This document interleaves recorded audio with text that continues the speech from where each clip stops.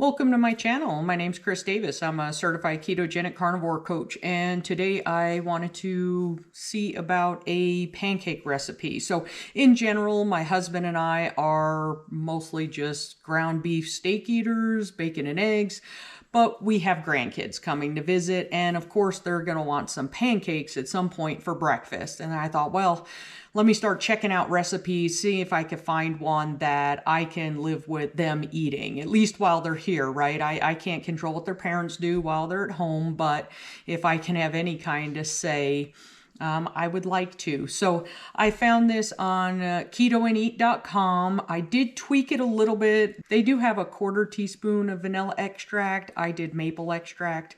But other than that, it's pretty simple. So you start off with 8 eggs. Yeah, I wasn't going to crack 8 eggs for you. You know what that means. So started with 8 eggs. Then I added 3 tablespoons of beef gelatin powder.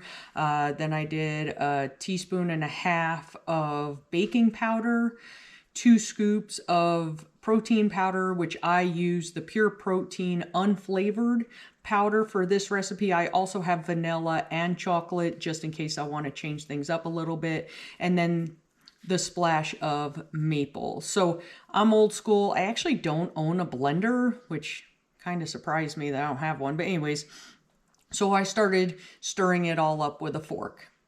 Okay, once that kind of was winding down, I went to a spatula. And then I broke out the hand mixer. I do have one of those. It's probably 20 years old, but it served the purpose, right? Some of the gelatin was kind of clumping up a little bit. It actually did a really good job. And then cooking, it's pretty easy. I love my griddle. I set it to about 325 degrees. I did use some coconut oil, mainly because I don't have any beef tallow in the house right now. So anyways, sprayed it with coconut oil. I am OCD, which you guys will see as you see these pancakes laid out, where I have to have them relatively the same size. And so I used a 1/2 cup scoop, which in retrospect, I think I should have used a 1/4. The pancakes turned out pretty big. But standard protocol, right? You measure it out. You pour it on. You wait what seems like an eternity. It took about 4 or 5 minutes for each pancake. Once you start seeing those bubbles on top, then you know you're getting close to being prepared to flip them. I am by no means a chef, and so mine are uglier than hell when I flip them. And honestly, I haven't made pancakes in so long. So I flipped them, I cooked them, and now it's time to taste them. Okay, so this is how they look. After a couple minutes, they kind of deflated a little bit.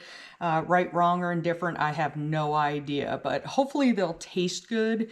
And then it's something that I can try to see, especially my 2-year-old grandson, see if he'll do it because he is quite the picky eater.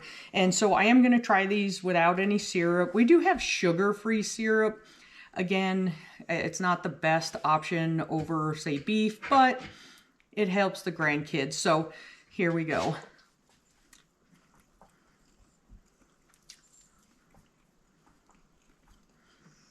Not bad. I could definitely stand to eat them. I think I had the griddle too hot.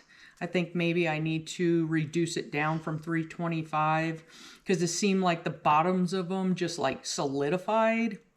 And then when I flipped them, it just kind of left the center chewy. So I think that's on me. I don't think that's on the recipe. So overall, I'm going to give this one a potential thumbs up, and I'm going to try a few more and see how they go, and hopefully pick one that my picky grandson will enjoy when he comes out. So try the recipe, let Keto and Eat know whether you like it or not, and have a blessed day.